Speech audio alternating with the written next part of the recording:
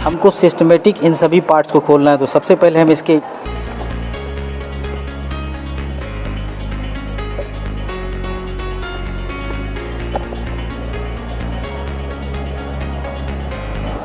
लिए यहाँ पर एक लाक है, इसको हम इस तरह से निकालेंगे और ये हमारा यहाँ से निकाल लेंगे, ठीक है। और इसके बाद ये याद रखेंगे कि ये किस तरह से लगा था, ठीक। ये इस तरह से इसको याद रखेंगे। फिर हम इस पीसीबी को निकाल लेंगे।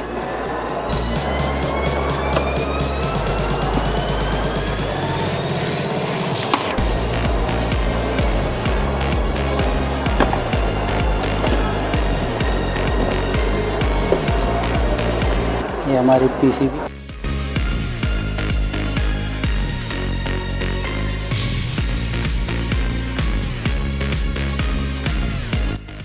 ये यहाँ से भी काम चल जाएगा इतने से। ये पीसीबी का हमारा स्क्रू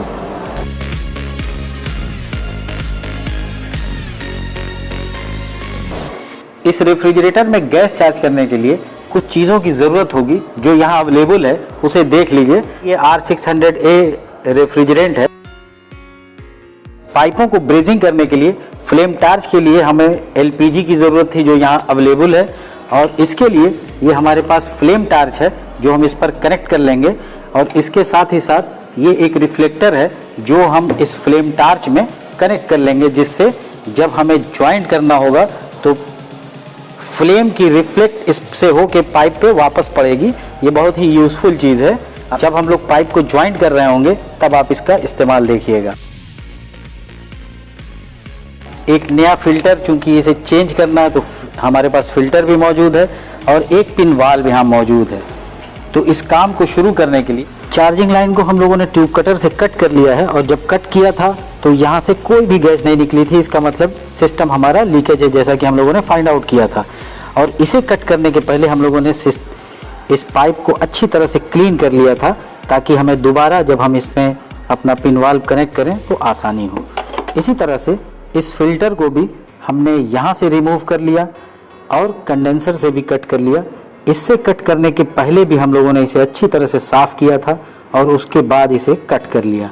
इसी तरह से ये कैपिलरी हम लोगों ने अच्छी तरह से पहले साफ़ किया और फिर इस तेज़ धारदार चाकू से हम लोगों ने इसको कट कर लिया। जैसा कि आप देख सकते हैं कि इसका जो इनलेट है, यानी इसका मुंह जो है वो बिल्कुल क्लियर है, और इसे हमने इसके अंदर से एयर को सक करके देख भी लिया है कि ये प्रॉपरली क्लीन है, कैपिलरी गंदी नहीं है। अपने पिन वाल्व को स्वेजिंग करने के लिए इस छोटे से स्वेजिंग टूल का इस्तेमाल करते हैं।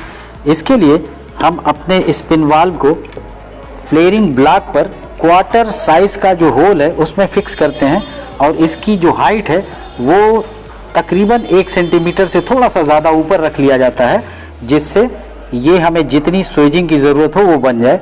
और इसको हम अच्छी तरह से टाइट कर लेते हैं। इसके बाद ये हमारा जो स्वेजिंग टूल है इसको यहाँ इस तरह से लगा लेते हैं, और किसी छोटे हैमर या किसी भी साइज़ के हैमर से इसको पैरेलल हल्का हल्का प्रेस करते हैं तो ये इसमें स्वेजिंग हो जाती है।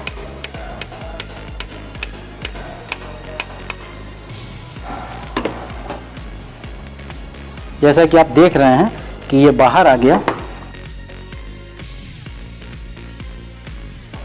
इसे भी हमने लूज कर दिया और इस तरह से हमारी ये पिन वाल बाहर आ गई, जिसमें स्वेजिंग हो चुकी है। अब हम इसको इस पाइप पर इस तरह से बैठा लेंगे तो ये अच्छे से बैठ गया यहाँ पर, और हम इसे ज्वाइंट कर देंगे। तो इस तरह से ये हमारा पाइप हो गया। काम होने के बाद हम इसे अपनी जगह जहाँ चाहेंगे फोल्ड कर लेंगे। ये स्पंज है जिसमें पानी है, इसको हम यहाँ लगा लेंगे इसके टर्मिनल पर, ताकि हमारा टर्मिनल ख़राब ना हो। और इसके बाद जो हमारा ये पिन वाल्व है, इसके वाल्व को हम यहाँ से रिमूव कर लेंगे।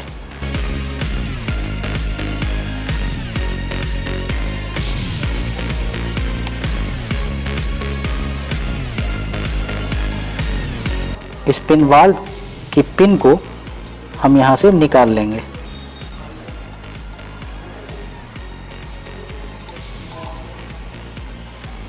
क्योंकि ये हीट से ख़राब हो जाएगा, तो इसके लिए हम इसको सबसे पहले निकाल लेते हैं। ज्वाइंट करने के बाद फिर हम इसे अपनी जगह लगा देंगे। सबसे पहले हम फ्लेम टार्च को ऑन कर लेते हैं, यानी यहाँ से हल्का सा बहुत मामूली सा लूज़ करेंगे और इस जगह हमने फ्लेम जला लिया। और इसके बाद हम इसको कुछ इस तरह से दिखाएंगे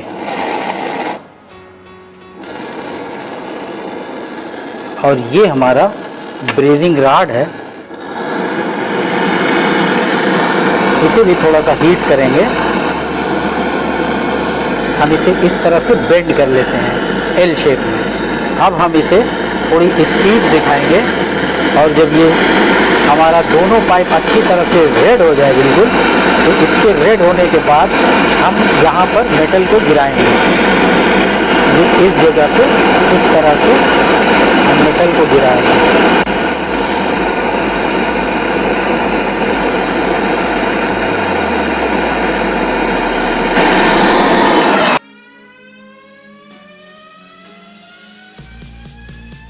ये बहुत ही अच्छा जॉइंट लग गया है, बिल्कुल प्लेन है और ये स्मूथ होना इस बात की दलील होती है कि इसमें कोई लीकेज नहीं होगा। प्लायर की मदद से एक पाइप को हम अच्छी तरह से प्रेस कर देंगे और दूसरे को इस पर बैठाल के इसको हम अच्छी तरह से शेप में ले लेंगे, जिससे ये यहाँ बिल्कुल टाइट हो जाए। ये हीट इसको ना नुकसान करे, इसके लिए हम इसे बाहर की तरफ भी मोड़ लेंगे।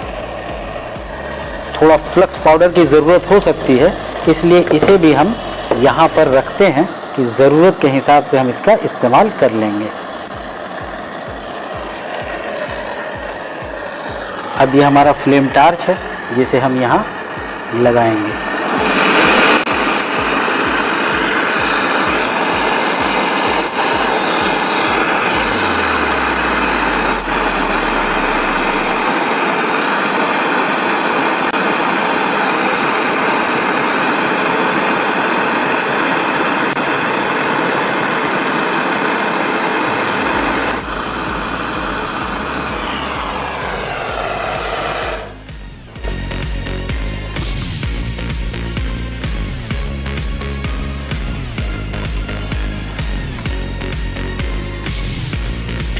चलिए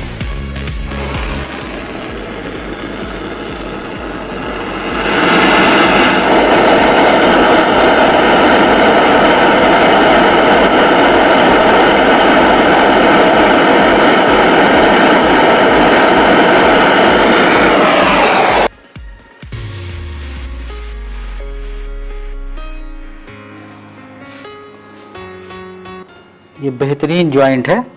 तो इस तरह से हम लोगों ने एक जॉइंट इस जगह लगाया और एक जॉइंट हम लोगों ने ये इस जगह हम लोगों ने एक जॉइंट लगाया, यानी हमारी जो एनआरवी वाल या पिन वाल को हमने चार्जिंग लाइन से कनेक्ट किया, ये हमारा कनेक्ट हो गया। और फिर ये हमारा कंडेंसर से फिल्टर को कनेक्ट किया और फिर फिल्टर से हम लोगों ने कैपिलरी ट्यूब को कनेक्ट किया। अब जब ये ठंडा हो जाएगा तो इसको हम इसके शेप में ले लेंगे कि किस शेप से हम इसे काम करेंगे।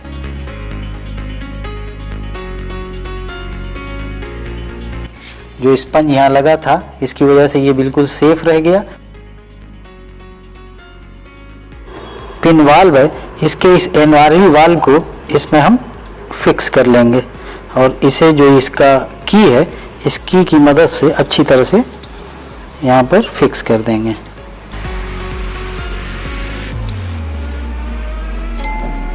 इस तरह से हमारा ये पूरा सिस्टम इस वक्त तैयार है।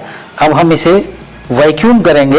लीकेज चेक करने के लिए इसमें प्रेशर नहीं डालेंगे बल्कि सीधे वैक्यूम करेंगे, या अगर हमें लीकेज चेक करना हो तो हम नाइट्रोजन गैस का इस्तेमाल करें या कोई भी रेफ्रिजरेंट थोड़ी सी डाल के, जिससे तकरीबन 50 से 100 के आसपास का जो प्रेशर हो उस प्रेशर से हम इसका लीकेज चेक कर सकते हैं। हम इसमें कोई भी रेफ्रिजरेंट नहीं डालेंगे बल्कि सीधा इसे हम वैक्यूम करेंगे।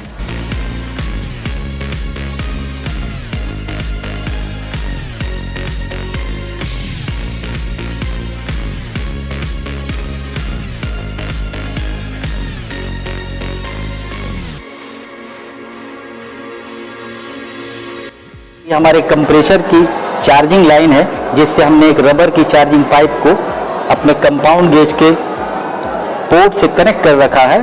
और इस वक्त हमारी ये जो कंपाउंड गेज की नीडल है वो 0 पे है, और इसके सर्विस पोर्ट से एक पाइप हम लोगों ने यहाँ इस वैक्यूम पंप पर कनेक्ट कर ले रहे हैं।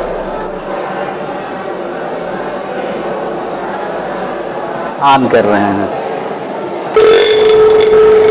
और ये हम, चूंकि ये हमारा वाल्व बंद है, इसको जब हम खोलेंगे तो ये नीचे जाने लगेगा।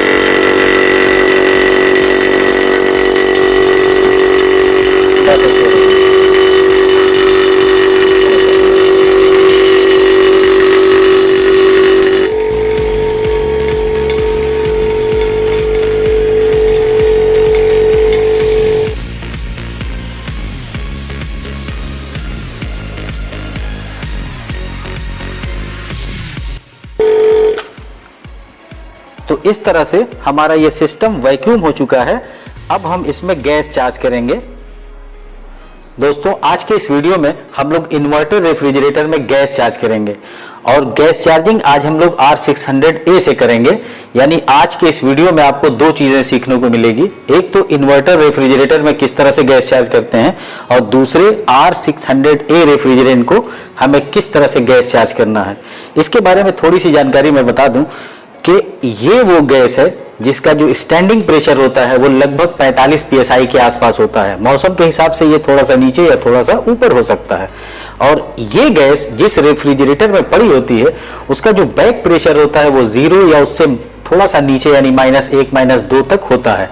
तो ऐसी कंडीशन में जब भी हम इस सिस्टम में गैस डालते हैं, तो चूंकि ये बहुत थोड़ी सी गैस इस्तेमाल होती है, लगभग 45 ग्राम के आसपास, तो आमतौर से जो आजकल कंपनी का स्टैंडर्ड है उसके हिसाब से रेफ्रिजरेंट को बाय वेट चार्ज करना चाहिए। यानी आपके पास वेइंग स्केल हो, और उस वेइंग स्केल की मदद से आप जितने ग्राम इस रेफ्रिजरेटर में गैस डालनी होती है आपको डालनी होती है।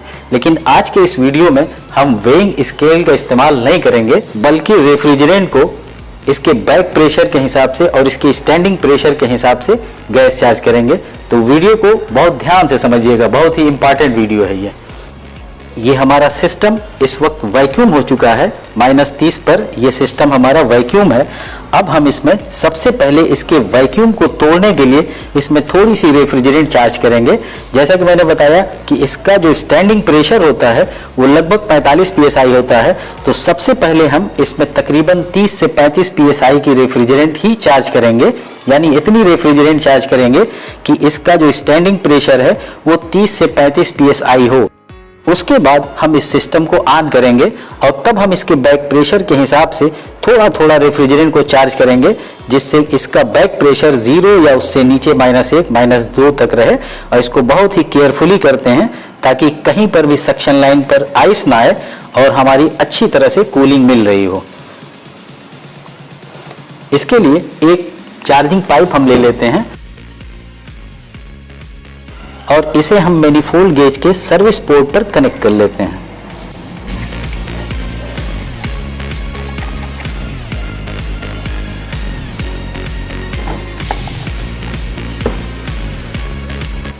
चार्जिंग पाइप का जो दूसरा एंड है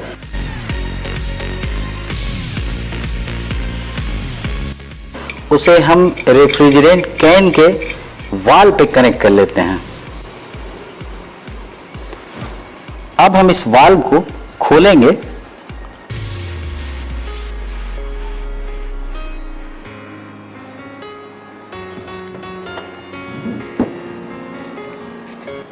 और इसको हम यहां से पर्च कर लेंगे।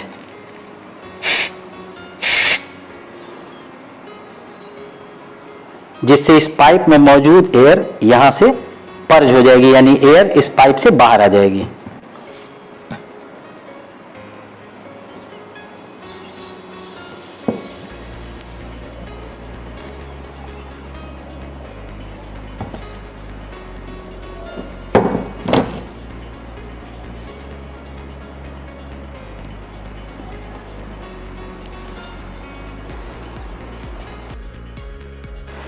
अब हम मैनिफोल्ड गेज सेट का जो कंपाउंड गेज है उस वाले वाल्व को खोलेंगे तो जितनी रेफ्रिजरेंट इसमें जाएगी, सबसे पहले तो ये इसके वैक्यूम को ब्रेक करेगी और उसके बाद इसका स्टैंडिंग प्रेशर ऊपर जाएगा। जैसा कि आप देख रहे हैं इसमें लिक्विड गई है। इसको बंद किया मैंने, फिर इसे मैंने खोला, फिर बंद कर दिया।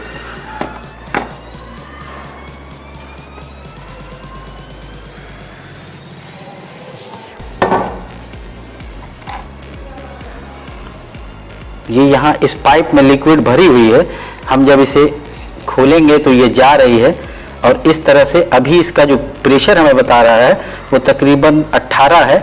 इसे हम 30 तक ले जाएंगे और ये इस वक्त इसका स्टैंडिंग प्रेशर 30 है। अब हम अपने रेफ्रिजरेटर को स्टार्ट करेंगे।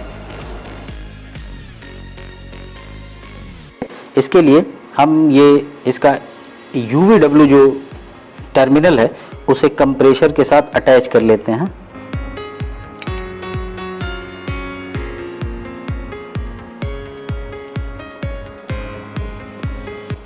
ये इसकी PCB है और ये इसका लीड वायर है, जिसे अब हम यहाँ बोर्ड में लगा के इसे ऑन कर लेते हैं। और ये हमारी इन्वर्टर कंप्रेसर है, इसलिए ये तकरीबन 1 से 1.5 मिनट के बाद स्टार्ट होगा, तो उसका वेट कर लेते हैं।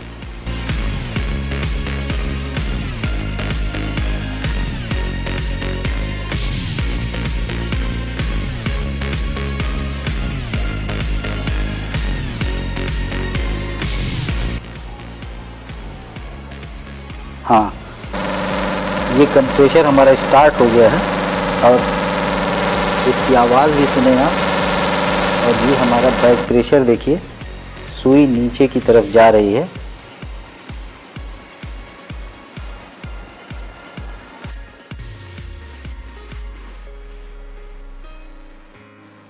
इसको हम चलने देंगे।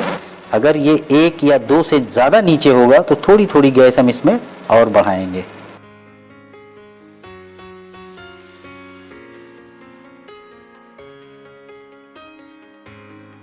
जैसा कि आप देख रहे हैं कि ये ज़्यादा नीचे जा रहा है, इसका मतलब इसको गैस की और ज़रूरत है, तो थोड़ी सी हम गैस और बढ़ाएंगे।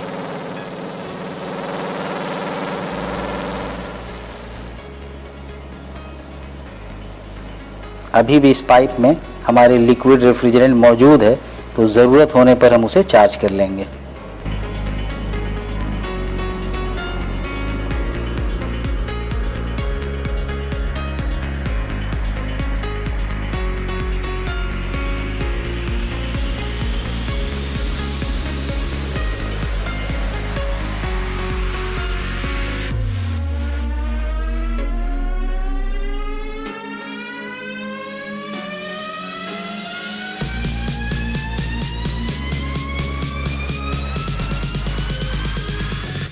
इस वक्त देखिए इसका जो बैक प्रेशर है वो 0 से ज़रा सा नीचे है और इसकी डिस्चार्ज लाइन गर्म हो रही है और सक्शन लाइन तो हल्की हल्की ठंडक आ रही है। थोड़ा सा जब ये गैस सर्कुलेट कर लेगी तो फिर ये प्रॉपर अपना वर्क करेगी और तभी ये एग्जैक्ट इसका हम बैक प्रेशर चेक कर पाएंगे। तो थोड़ा वेट करते हैं, इसको चलने देते हैं।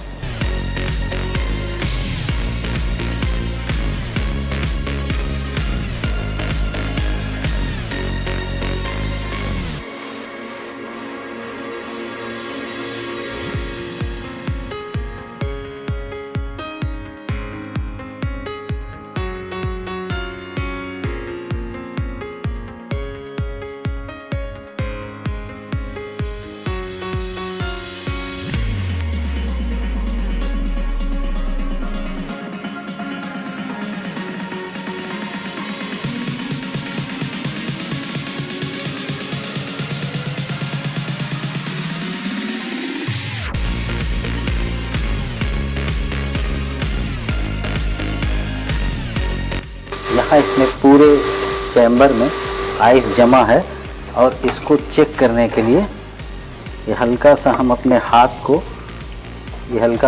भिगाते हैं और भीगा हुआ हाथ अगर हम यहाँ ले जाते हैं तो ये देखिए बिल्कुल चिपक जा रहा है। ये हाथ बिल्कुल हमारा चिपक जा रहा है। यहाँ धुआं बिल्कुल दिखाई दे रहा है, चिल्ड है बिल्कुल हमारा सिस्टम।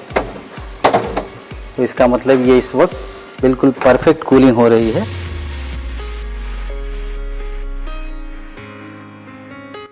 इस वक्त जैसा कि बैक प्रेशर हम देख रहे हैं ये -2 के आसपास है और डिस्चार्ज लाइन एकदम हीट है बिल्कुल, और ये सक्शन लाइन इसकी बिल्कुल नॉर्मल है, मतलब हल्की हल्की ठंडी है। तो आइए इसकी कूलिंग को देखते हैं। ये एम्पियर देखिए, एम्पियर इसका 0.2 एम्पियर है इस वक्त, कभी 0.1 कभी 0.2 एम्पियर ले रहा है। और इसकी आइस को देखते हैं अंदर।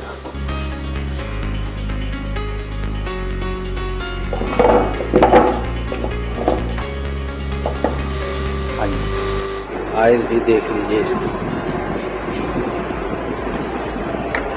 ये झकास आइस पूरी, ये देखिए ये आइस पूरी जमी हुई है। ये जबरदस्त आइस है, ठीक है। और इनको देखिए, ये फ्रीजर के नीचे की पोजीशन देखिए, और ये फ्रीजर के अंदर सब आइस ही आइस है, ठीक है।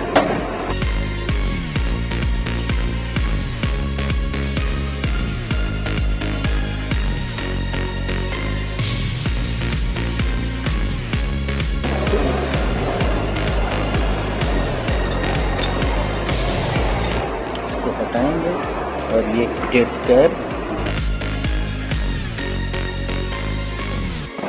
ये काली ओरिंग है, इसको ज़रूर रहेगी। इसके बाद हम इसको यहाँ अच्छी तरह से टाइट कर देंगे, और फिर चूँकि इसको हमें यहाँ ले आना है, इसको हम धीरे धीरे बेंड करके यहाँ ला देंगे इस जगह, ठीक है। अब ये फर्स्ट क्लास अपनी जगह आ गई, ठीक। यूपीसी भी हमारी चल रही है और फ्रिज भी चल रही है, ठीक है। तो ये बस ओके हो गया।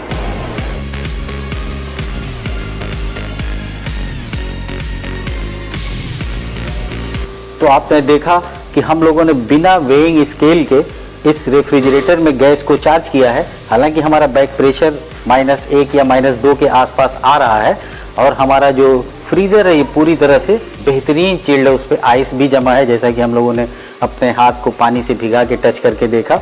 जिस जगह भी हम उसे टच कर रहे हैं वहाँ वो चपक जा रहा है, इसका मतलब कि सब जगह आइस है, बेहतरीन चिल्ड है वो। तो इस तरह से हम किसी भी रेफ्रिजरेटर में आसानी गैस को चार्ज कर सकते हैं। उम्मीद है R600A की गैस चार्जिंग का ये वीडियो आपको पसंद आया होगा। चैनल अभी तक सब्सक्राइब ना किए हो तो ज़रूर कर लें, और ऑल नोटिफिकेशन बेल को ज़रूर प्रेस कर लें, जिससे इस तरह की नॉलेजेबल वीडियो सबसे पहले आप तक पहुँचे। Thanks for watching.